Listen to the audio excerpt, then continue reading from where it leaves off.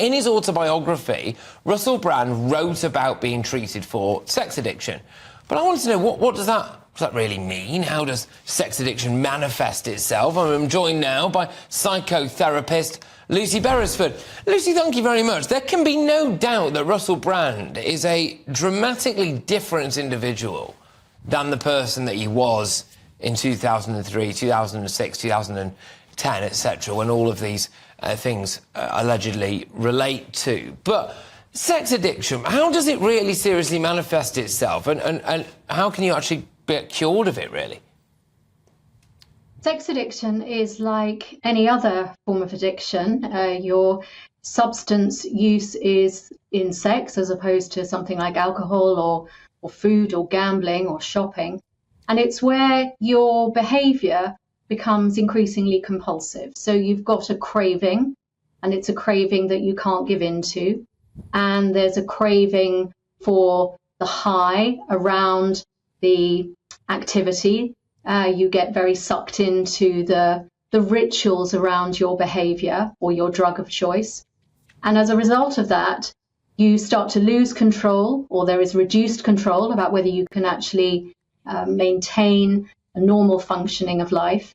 And then it gets to the point where, despite the consequences of your behavior, which could be drinking a bottle of vodka for breakfast, or it could be gambling away your finances, or it could be members of your family or people at work saying you need to stop this, despite those consequences, you cannot give up your addiction. So those are the real three pillars around addictive behavior.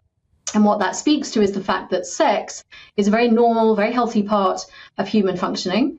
But actually, when it becomes an addiction, your life changes. It becomes a very compulsive form of behavior, and you engage in it even when the consequences are so dire. And you, presumably will be willing to go to any lengths to get your fix, would you? You either go to any lengths, or you start to become very absorbed by the rituals around it. So what we see is that people spend a lot of time seeking out, for example, prostitutes, or looking online, looking at a lot of porn. They can't really shift that behavior because the addiction takes hold. And like any other addiction, you can only really seek treatment or seek help if you come to terms with the fact that you are an addict, that you do have that addiction. Okay, all right. And there is the potential, is there then, that you could become more dangerous to people as a result of that?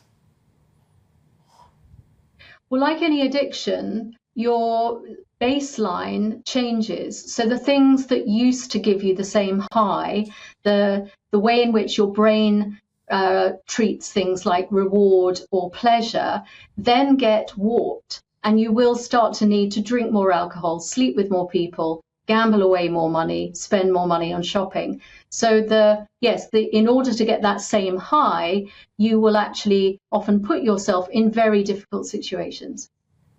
Okay, all right. But it is fixable, like any form of addiction is indeed fixable. You know, it is, in your view, not beyond the realms of possibility that somebody like Russell Brand could have had, you know, a sex addiction, whatever may or may not have happened as a result of that sex addiction, but that he could now, for all intents and purposes, be living a completely normal life and essentially not really pose any form of threat? Anyone who has an addiction can definitely receive treatment and end up leading a life where addiction is not a part of that life. And there are treatment programs here in the UK. There are a lot in the States. They're usually residential, and they follow a particular program. There's usually a lot of group therapy work. There's personal therapy, delving into your past, trying to work out what has led you to be the person that you are now, but also providing you with that ongoing support structure. Because as they often say in Alcoholics Anonymous, you're really only ever one drink away from relapse. So similarly, whatever your drug of choice, whatever your activity of choice, you are going to be always really in recovery. And for that, you will require ongoing support. You might need a group around you of fellow addiction survivors who can really motivate you and help you through that. Or you might need a therapist or really supportive family members around you. You'll also need to change your patterns of behavior.